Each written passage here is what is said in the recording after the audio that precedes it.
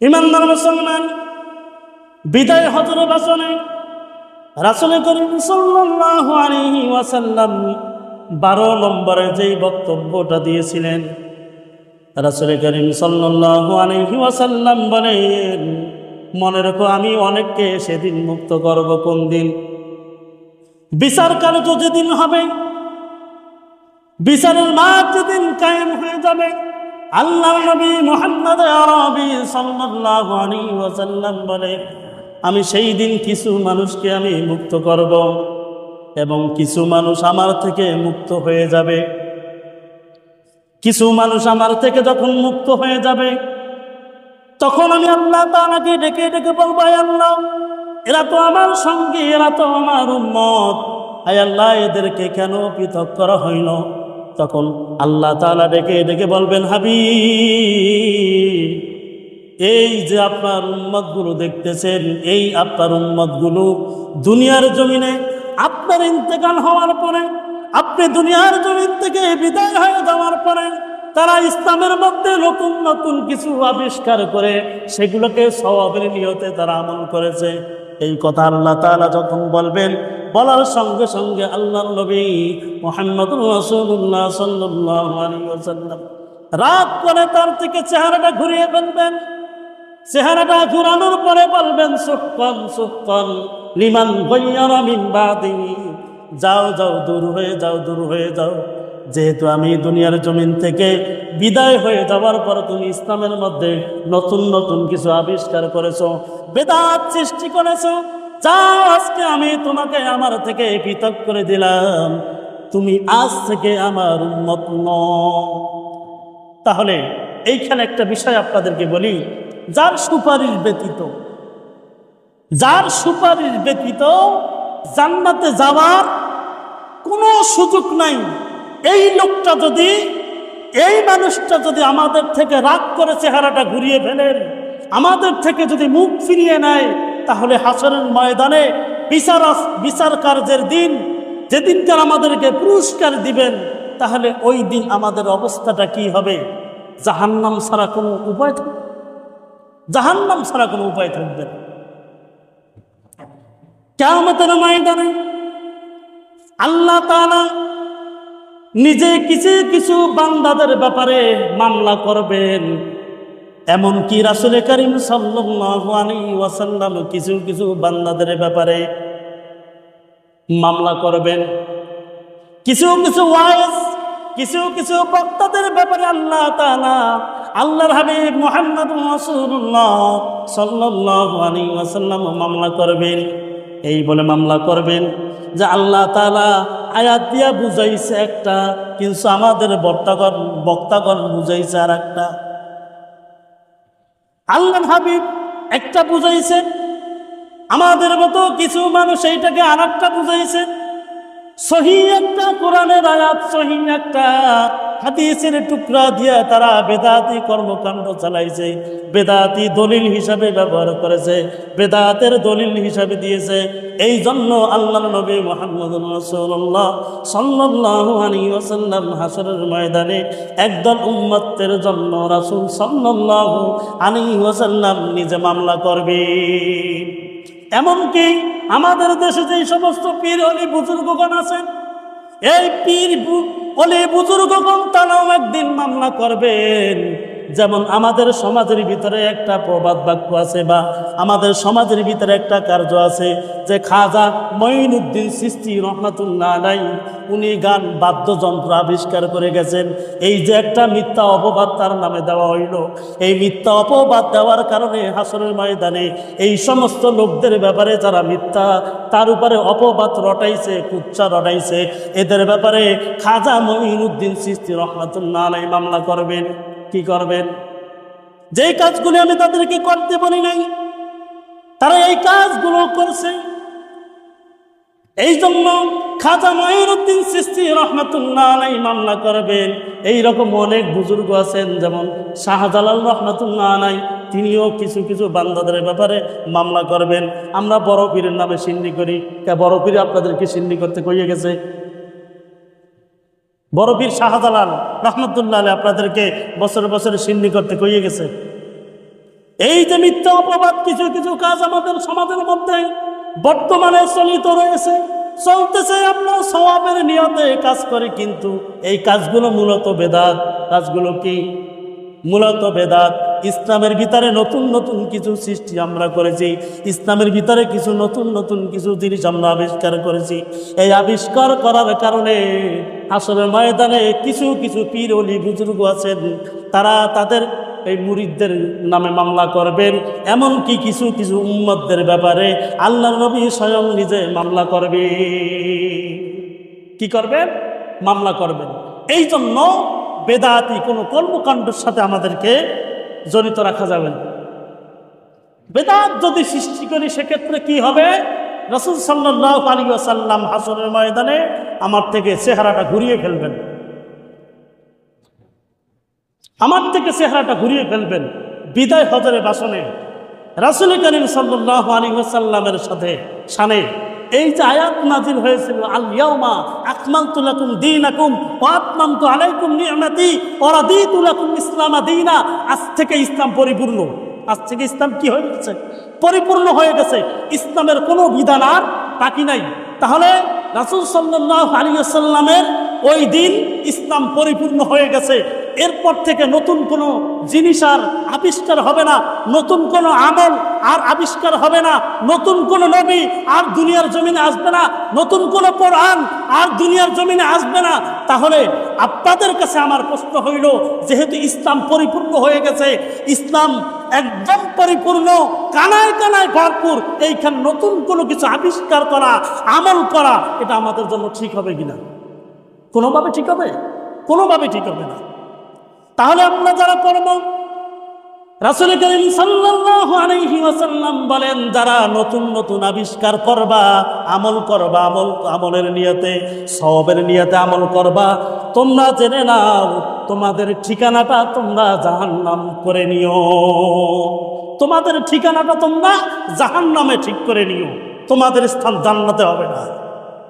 যেখানে আল্লাহ তাআলা তাদের ব্যাপারে অভিযোগ করবেন, রাসূল করিম সাল্লাল্লাহু আলাইহি ওয়াসাল্লাম তাকে দূরে সরিয়ে দিবেন, দূরে ঠেলে দিবেন। এই আল্লাহ তাআলার অভিযোগ রাসূল সাল্লাল্লাহু আলাইহি ওয়াসাল্লাম তার থেকে মুখ ফিরিয়ে নেওয়া, এর দ্বারা বোঝা যায় চূড়ান্ত সিদ্ধান্ত হবে ওই দিন, যেই দিন চূড়ান্ত সিদ্ধান্ত এইরকম একটা পর্যায়ে চলে যাবে, আমার জন্য জাহান্নাম লাজেম হয়ে যাবে, জাহান্নাম ছাড়া আমার কোনো উপায় থাকবে না। তাহলে আমরা কি সহি পথে চলে আসবো, না বেদাতি কার্যক্রমের সাথে লিপ্ত থাকবো? বেদাতি কার্যক্রমের ভিতরে সবচাইতে বর্তমানে আরেকটা কাজ চলতেছে, যেটা হলো মিলাদ কিয়াম করা। কি করা? মিলাদ কিয়াম করা। আমরা দাঁড়াই দাঁড়াইয়া মিলাদ পড়ি। আমরা যখন দুরূদ ইব্রাহিম পড়ি, দুরূদ শরীফ পড়ি, তখন রাসূল সাল্লাল্লাহু আলাইহি ওয়াসাল্লাম আসে না। যখন ইয়া নবী সালামু আলাইকা বলে ফেলাই, তখন রাসূল সাল্লাল্লাহু আলাইহি ওয়াসাল্লাম আইসা পড়ে। আমরা নামাজে দাঁড়াই কার সামনে? আমরা নামাজে দাঁড়াই কার সামনে? আল্লাহ তাআলার সামনে। আমরা আল্লাহ তাআলার সামনে নামাজে দাঁড়াই। এখন আপনাদের কাছে আর একটা প্রশ্ন, হাজির নাজির, রাসূল করিম সাল্লাল্লাহু আলাইহি ওয়াসাল্লামকে হাজির নাজির মানা। আমরা যখন মিলাদ পড়ি তখন রাসূল সাল্লাল্লাহু আলাইহি ওয়াসাল্লাম এসে পড়ে, তখন আমরা বসা থেকে দাঁড়িয়ে যাই। এখন আমরা ইয়া নবী সালামু আলাইকা যখন বলি, তখন রাসূল সাল্লাল্লাহু আলাইহি ওয়াসাল্লাম আসে। এর আগে যখন আমরা দুরূদ শরীফ পড়ি তখন আসে না, তখন আসে না। যখন ইয়া নবী সালামু আলাইকা পাঠ করি তখন রাসূল সাল্লাল্লাহু আলাইহি ওয়াসাল্লাম আইসা পড়ে। এখন আপনাদের কাছে আমি জানতে চাই, রাসূল সাল্লাল্লাহু আলাইহি ওয়াসাল্লাম আপনাদের সামনে কি গায়েব না হাজির?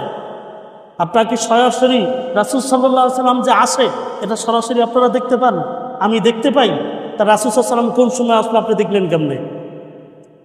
আবার কোন সময় রাসূল সাল্লাল্লাহু আলাইহি ওয়াসাল্লাম গেল আপনি দেখলেন কেমনে? তা রাসূল সাল্লাল্লাহু আলাইহি ওয়াসাল্লাম কোন সময় আসলো, কোন সময় গেল, এটা আপনি দেখলেন না। আপনি হুট করে ইয়া নবী সালামু আলাইকা বললেই রাসূল সাল্লাল্লাহু আলাইহি ওয়াসাল্লাম আইসা পড়ে। তাহলে আমার কথা হইল, সে আসলো কখন আর গেল কখন? এখানে যদি ধরলাম যে রাসূল সাল্লাল্লাহু আলাইহি ওয়াসাল্লাম আইসা পড়ছে, তাহলে সে আসছে, আসার পর আপনি যখন ইয়া নবী সালামু আলাইকা বলতে বলতে বা কিছুক্ষণ পাঠ করার পর যখন আপনি বইসা পড়লেন, তখন রাসূল সাল্লাল্লাহু আলাইহি ওয়াসাল্লাম গেছে, আপনি দেখছেন? তা রাসূল সাল্লাল্লাহু আলাইহি ওয়াসাল্লাম এই জায়গায় দাঁড়ানো রাইখা আপনি যে বইসা পড়লেন, বেয়াদবি করলেন না ভালো করলেন? জবাব দেন, এটা বেয়াদবি করলেন না ভালো করলেন? রাসূল সাল্লাল্লাহু আলাইহি ওয়াসাল্লামকে দাঁড়ানো রাইখা আপনি পরিচয় করলেন।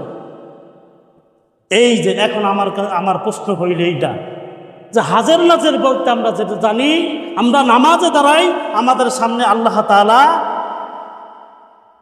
কি আছে না নাই? আমাদের সামনে আল্লাহ তাআলা, আমরা আল্লাহ তাআলাকে না দেখলেও আল্লাহ তাআলা আমাদেরকে দেখতেছে। এখন এই রকম ভাবে চিন্তা ভাবনা কইরা আমরা নামাজে দাঁড়াই, তাহলে সেক্ষেত্রে এই গুণটা কার গুণ? আল্লাহ তাআলা হাজির নাজির, এই গুণটা কার গুণ?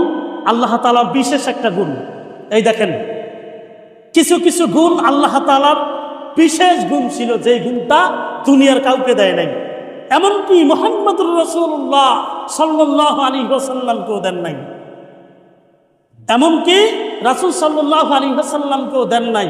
এর ভিতরে এই একটা গুণ যে রাসূল সাল্লাল্লাহু আলাইহি ওয়াসাল্লাম তিনি কিন্তু হাজির নাজির না, আল্লাহ তাআলা হাজির নাজির।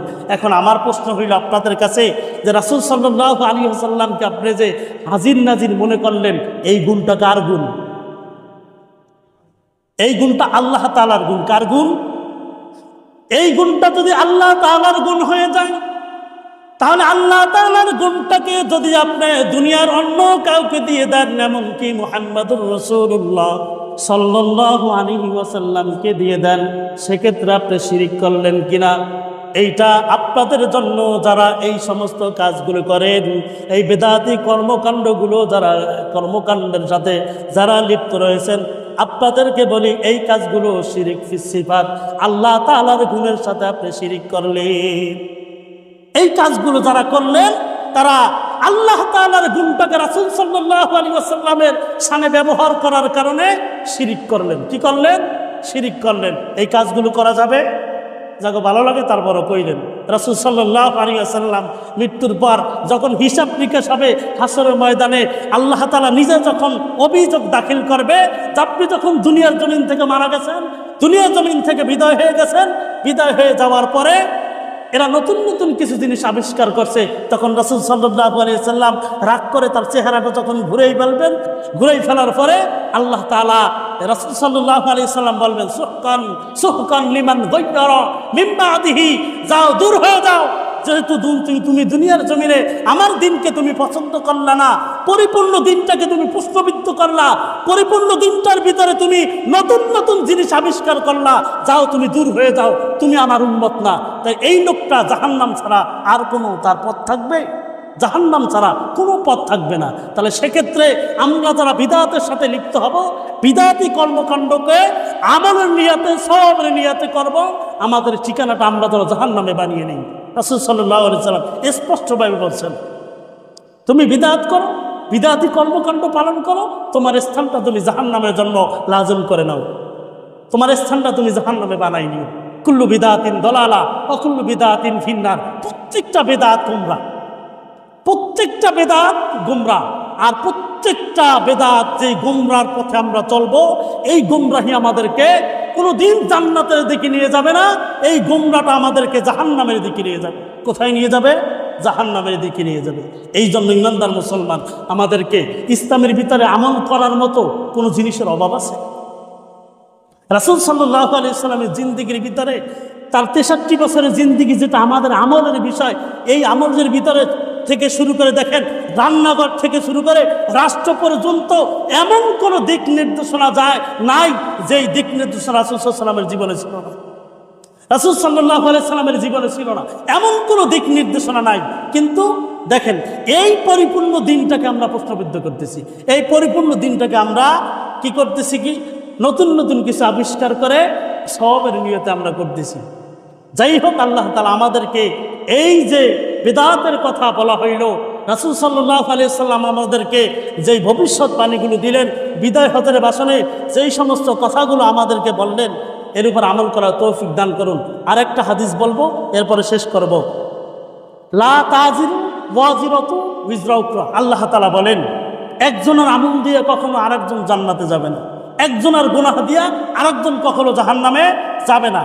এইটার পরিপ্রেক্ষিতে রাসূল কারীম সাল্লাল্লাহু আলাইহি ওয়াসাল্লাম বলেন, তোমাদের সমাজের ভিতরে যদি এইরকম কোনো অবস্থা তৈরি হয়, তোমাদের সমাজের ভিতরে যদি এইরকম অবস্থান তৈরি হয় যে ছেলে অপরাধ করছে, ছেলের শাস্তি বাবাকে দিবা না, বাবা অপরাধ করছে, বাবার শাস্তি ছেলেকে দিবা না। আমাদের সমাজের ভিতরে দেখা যায় যে ছেলেকে পায় নাই, বাবাকে হত্যা করে চলে গেছে, ছেলেকে পায় নাই, মাকে হত্যা করে চলে গেছে, ছেলেকে পায় নাই, বাবাকে লাঞ্ছনা করে অপমান করে চলে গেছে। এই কাজগুলো আমাদের সমাজে হইতেছে না?